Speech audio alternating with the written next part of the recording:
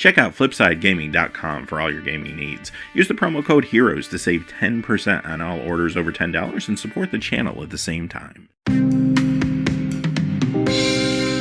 there, this is John from Heroes and the Legends, and welcome to this special edition of the Magic the Gathering Market Watch. We're going to look at all things modern, a lot going on in the format. Obviously, at this point, we have the big Modern Pro Tour not too long ago. A lot of people got very excited about the format if they weren't already, and then on Monday, we got the update to the B&R List. So a lot of upheaval right now as people are brewing, trying out different things. A lot of speculation over what decks are going to be good in the future, what the meta is going to look like. We're going to talk about how that's impacting the market today.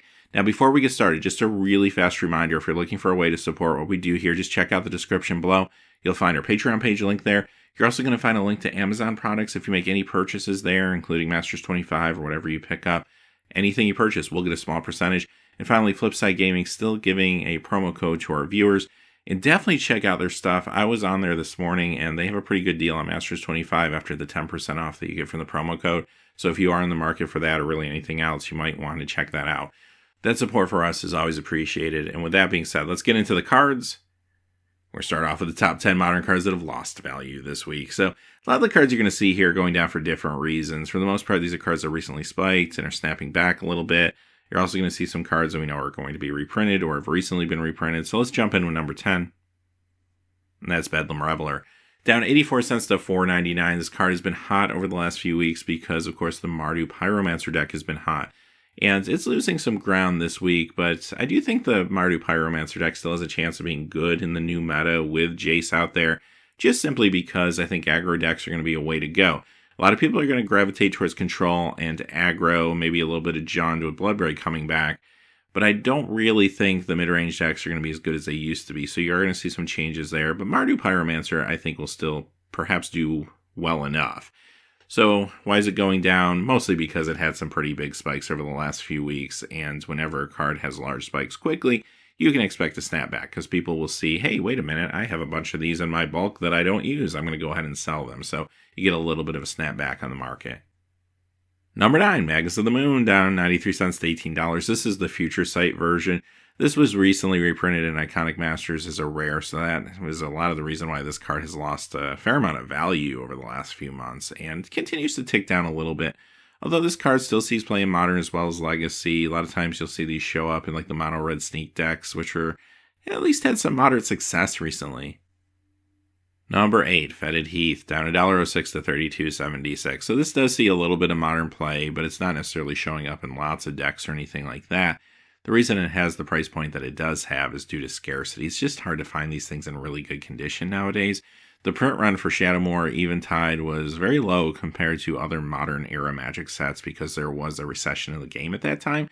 So a lot of these filter lands are very inflated. They could use a reprint. It would be nice to get these in a more affordable version, perhaps in Masters 25, but I guess we'll wait and see.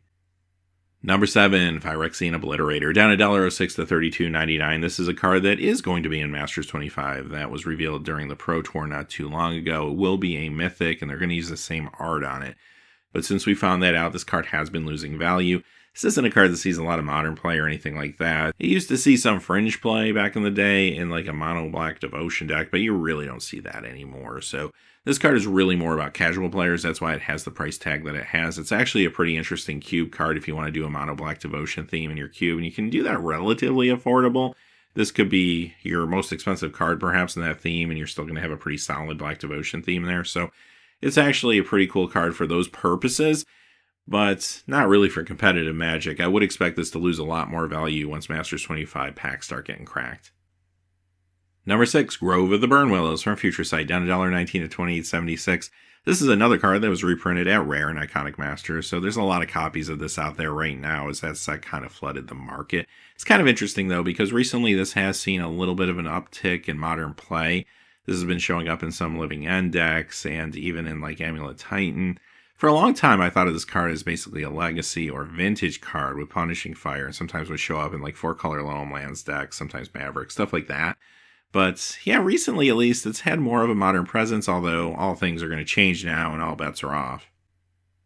Number 5, Kozilek Butcher of Truth, down $1.24 to $32.78. This is the Rise of the Eldrazi version. Another card that's not really a big modern card. This sees a little bit of legacy play and things like Eldrazi Post. It ticks down a little bit this week.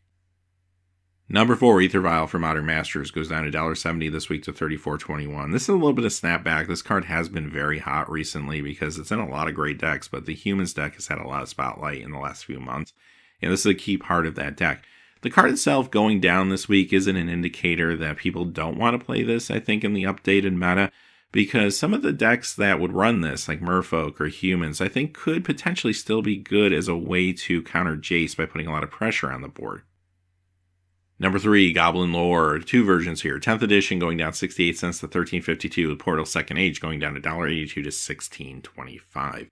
This card has been extremely hot. The 3rd version, starter $19.99, was relatively stable this week, so it didn't make our list. But the other 2 finally starting to snap back a little bit.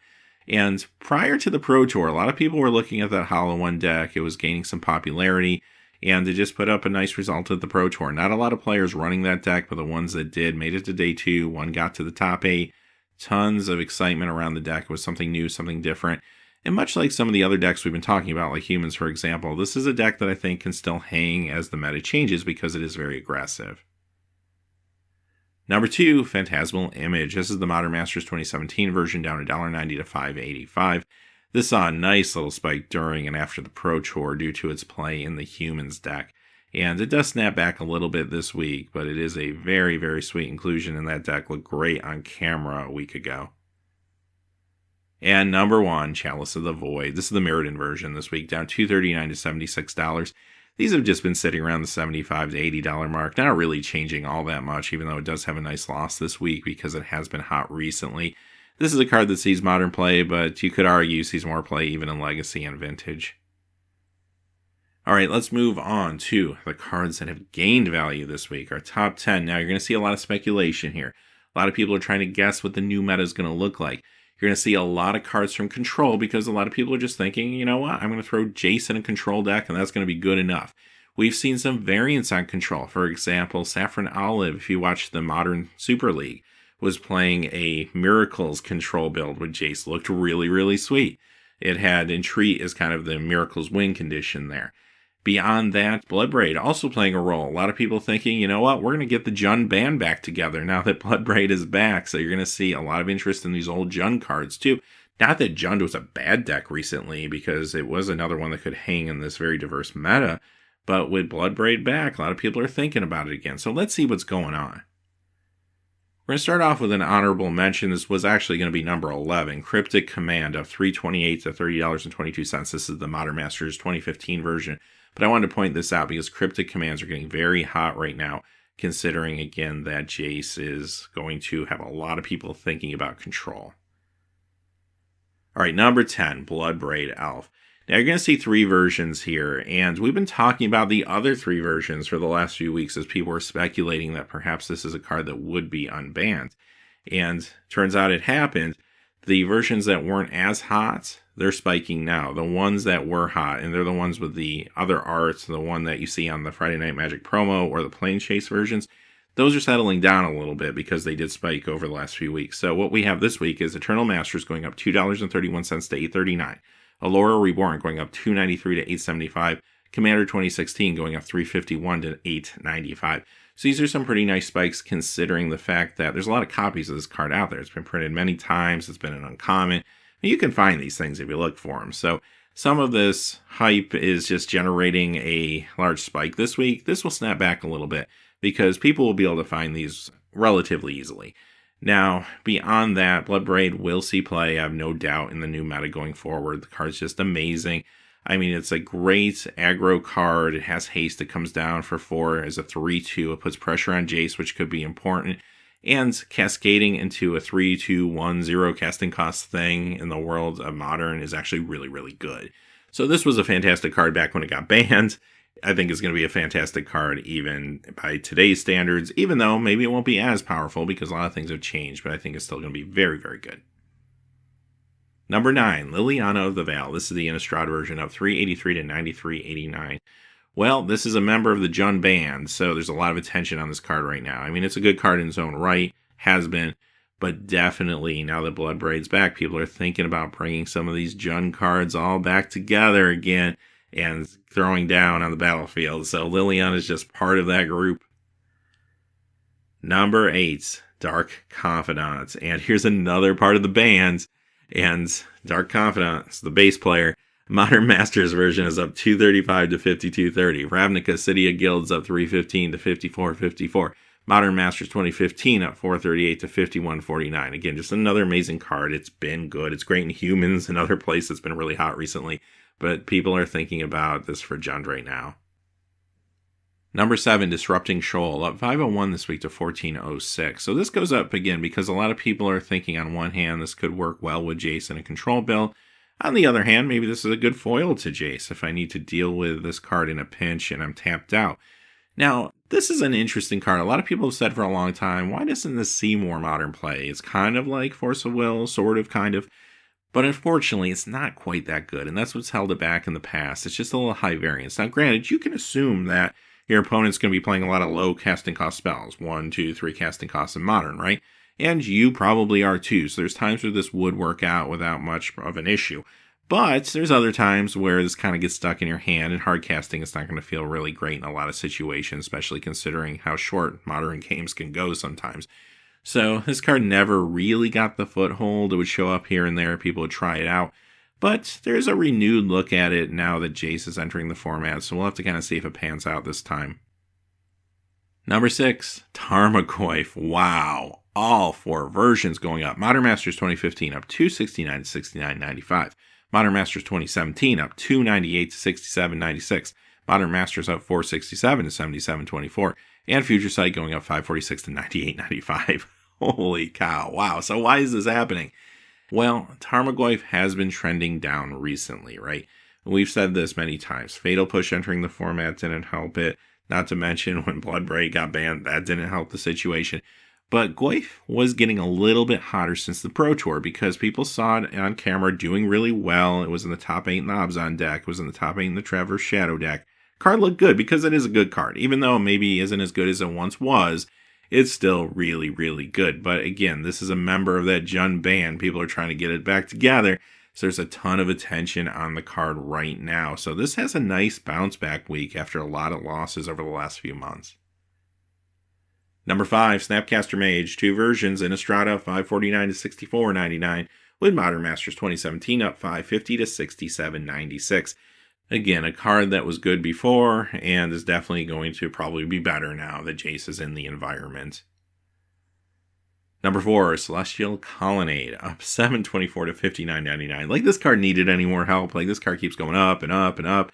So again, the renewed focus on control makes this card spike yet again. And I would anticipate this will kind of snap back and settle down a little bit, but again, this card really, really, really needs a reprint. Maybe in Masters 25, who knows, but it really feels like it's overdue. Number 3, Kolaghan's Command, up $10.88 to $25. Here's another card I was preaching about back in the day. I didn't have a lot of subscribers back in those days, so if you're one of the early subscribers, hopefully you listened to me. But yes, Kolaghan's Command, incredible, incredible card. Looked amazing at the Pro Tour. I mean, the card just did so much work in some of the big decks, right? But now, again, another card that's going to complement perhaps a more powerful version of Jund that could be coming in the future. Not to mention just a lot of great, more aggressive strategies that could be good against Jace, too. Number 2, Blackleaf Cliffs, up 1132 to 4636. Another really hot card recently since the Pro Tour. A part of a lot of modern mana bases, but the reason a lot of folks were paying attention to it recently was because of Mardu Pyromancer and Hollow One. It was part of those 2 decks, which were very hot over the last few weeks. So this actually has stabilized down a little bit in the last 24 hours, so maybe we're seeing the peak here finally, but it's a key part of a lot of decks. Number 1, who else could it be? Jace the Mind Sculptor. World Wake up $68.96 to $144. From the Vault 20 up $69.18 to $140. Everybody's favorite specialty foiling process. And then number 1, Eternal Masters up $70.96 to $139. Wow. Okay, not unexpected. We said this a week and a half ago or so. If the card does get unbanned, it's going to go through the roof. And that's pretty much what happened. I really didn't think they were going to do it, though. Honestly, I really didn't think they were going to do it. But they did it. We talked about that in Monday's video if you want to hear my thoughts on it. But for today, I'll tell you this. This is a pretty high price point for the card, because keep this in mind. There's a lot of hype around it right now. I mean, with the announcement, it caught everyone by surprise. Well, not everyone. A lot of people were calling it, but it caught a lot of people by surprise. And when that happens, there's a lot of excitement. The potential brewers get going with different deck builds like we saw on the Modern Super League this week. There's a lot of emphasis right now on this card. People are scrambling. They want to make sure they get their copies, especially if they have tournaments coming up in the not too distant future and they have to bite the bullet and pay the inflated price.